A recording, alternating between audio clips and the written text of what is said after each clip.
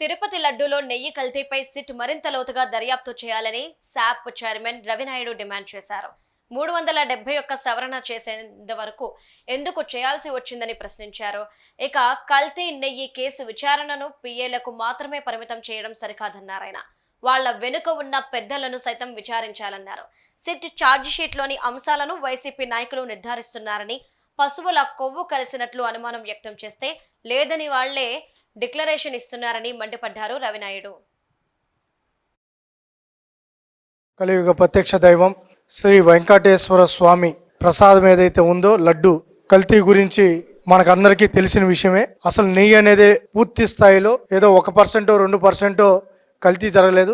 నెయ్యి అనేది పూర్తిగా ఒక్క డ్రాప్ మిల్క్ కూడా లేకుండా నెయ్యి ఉత్పత్తి చేసి ఆ నెయ్యి ఏదైతే ఉందో కెమికల్స్ తో మిక్స్ చేసిన నెయ్యి తిరుమలకు సప్లై చేయబడిందని స్పష్టంగా ఏదైతే సిబిఐ నేతృత్వంలో ఉన్న సిట్ ఆధారాలతో కూడా సబ్మిట్ చేయడం జరిగింది. అయితే మేము సిట్ ను కూడా ఏదైతే ఉందో మేము మళ్ళీ విజ్ఞప్తి చేస్తున్నాం, ఇంకా లోతైన దర్యాప్తు చేయాలి. ఆ దర్యాప్తులో ఏదైతే ఉందో మీరు ఏదో వైవి సుబ్బారెడ్డి పిఏ పాత్ర వరకు ఆపేస్తే ఇంత పెద్ద 250 కోట్ల కుంభకోణం అనేది ఒక పిఏ లెవెల్లో జరుగుతుందా?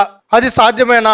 ఈరోజు మీడియా కానీ ప్రజలు కానీ భక్తులు కానీ అనేక అనుమానాలు దీంట్లో ఉన్నాయి. మేము ప్రభుత్వం దర్యాప్తు సంస్థల్లో మేము ఏలు పెట్టం, కానీ మేమైతే విజ్ఞప్తి చేస్తున్నాం. ఈరోజు ఎవరైతే ఆ పిఏ ఇంత పెద్ద కుంభకోణం చేయగలుగుతాడా? సాధ్యమేనా?